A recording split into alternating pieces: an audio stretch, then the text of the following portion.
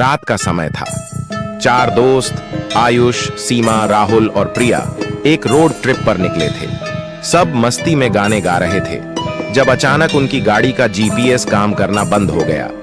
अंधेरी सड़क पर बिना किसी दिशा के चलते हुए उन्होंने एक सुनसान रास्ते पर मोड़ ले लिया। यह रास्ता बिल्कुल वीरान था। चारों ने महसूस किया कि हवा में अजीब सी ठंडक और डरावनी खामोशी थी। सड़क के दोनों ओर घने जंगल और उनमें से आती रहस्यमयी आवाजें माहौल को और भयानक बना रही थी। कुछ ही दूर चलने के बाद उनकी कार एक झटके से रुक गई। बाहर उतरकर देखा तो टायर में लोहे का नुकीला टुकड़ा धंसा हुआ था। चारों ने मिलकर टायर बदलने की कोशिश शुरू की। तभी जंगल के भीतर से किसी के चीखने की आवाज आई। यह इतनी जोरदार और डरावनी थी कि चारों ठिठक गए। क्या वह कोई मदद मांग रहा है? प्रिया ने डरते हुए कहा। हमें यहां से निकलना चाहिए, आयुष ने घबराते हुए जवाब दिया। लेकिन राहुल ने जिद पकड़ ली कि वह आवाज की तरफ जाकर देखेगा। बाकी तीनों ने उसे रोकने की कोशिश की, लेकिन वह जंगल में चला गया।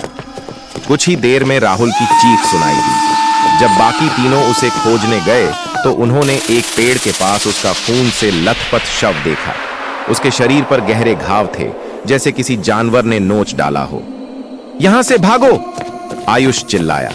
तीनों गाड़ी की ओर दौड़ने लगे, लेकिन तभी एक छाया उनके सामने आ खड़ी हुई। यह एक दरिंदा था, आधी इंसान आधी जानवर जैसी शक्ल। उसकी आंखें जलती हुई लाल थीं और उसके हाथों में बड़े बड़े पंजे थे। वह इतना तेज था कि पलक झपकते ही उसने सीमा को अपनी चपेट में ले लिया। आयुष और प्रिया किसी तरह गाड़ी तक पहुंचे, लेकिन गाड़ी स्टार्ट नहीं हो रही थी।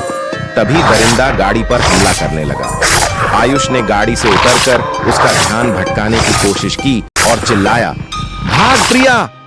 प्रिया दौड़ते हुए जंगल के बाहर तक पहुंच गई। जब सुबह पुलिस वहां पहुंची तो उन्हें न आयुष मिला न सीमा, सिर्फ गाड़ी में खून के धब्बे थे।